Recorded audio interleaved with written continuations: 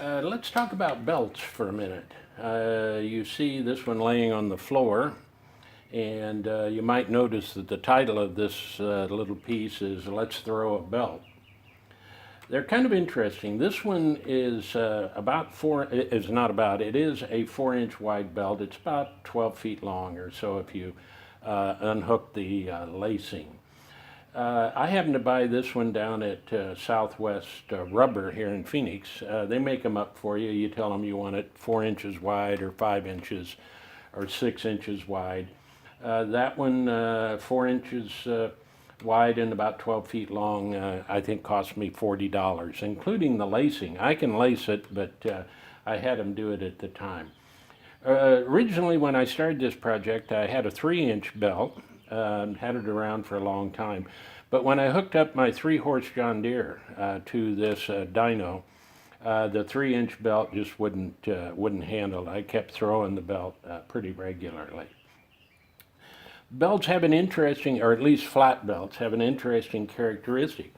They don't have like a V belt. V belt, has got the grooves that certainly will keep it on the pulleys when you have some small misalignment. The serpentine belts that are on the front of new cars have got multiple grooves in them, and they tend to stay on also, although they're well aligned in a modern automobile. With a flat belt, when you look at it, you say, what keeps that belt on? Well, they have an interesting characteristic. If you look at the pulley as we're looking at these pulleys, they tend to move in the direction that they are tightest.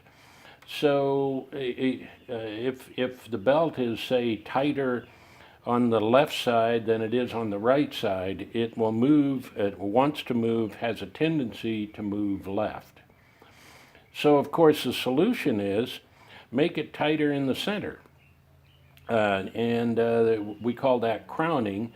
This aluminum pulley here, I don't know that you can see it. When I made it, I crowned it. It's a little bit taller in the center than it is on the edges. So as that pulley wants to drift off to one side, the side nearest the center will be tighter because the pulley's bigger around there, and of course it's a longer distance then. And so it will tend to want to move back towards center. So, unless there's a major misalignment with a lot of power, they tend to want to stay on the pulley. Now, in this next cut, I wasn't paying attention, and you'll see the belt move off to our right of the pulley. I wasn't paying attention. And when it got partially off the pulley, of course, the right side is now the least tense, and the left side, closer to the center, is tighter, and in fact, hanging off the pulley, it's really loose on the right side. And you will be able to see a curve in the belt just at the pulley where it's really trying to work its way back on, but it's a losing battle. And shortly thereafter, boom, off she comes. And they're not really dangerous because they're spinning, and they begin to act like a caterpillar or something coming across the floor. So you'll get to see all that here just in a second. And I like the way she's hitting now.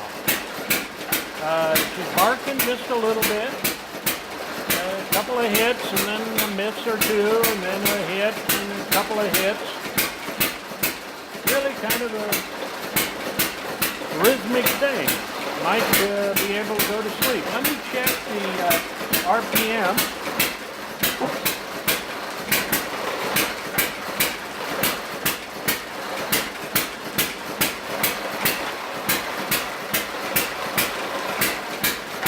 The average RPM is about 560, so down a little bit. Now let's put the whole load on.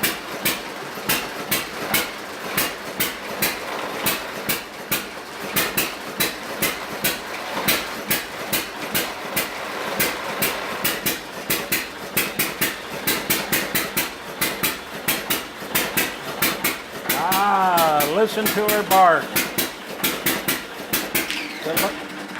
Ah, there came the belt.